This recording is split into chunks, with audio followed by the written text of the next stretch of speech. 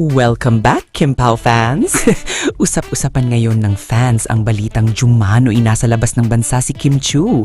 Dahil dito, nagsimula ang iba't ibang spekulasyon online kung saan nga ba patungo ang aktres at kung may kinalaman ba ito sa kanyang mga upcoming projects o personal na lakad.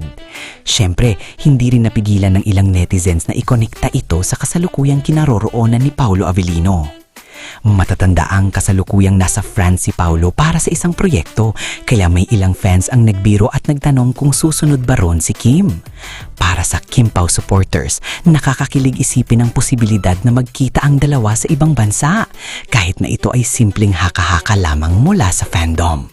Gayunpaman, wala pang opisyal na kumpirmasyon tungkol sa eksaktong lokasyon ni Kim o kung may kinalaman ba ito sa pagpunta ni Paolo sa France. Sa ngayon, nananatiling spekulasyon lamang ito ng fans na patuloy na sumusubaybay sa bawat update ng kanilang paboritong tambalan.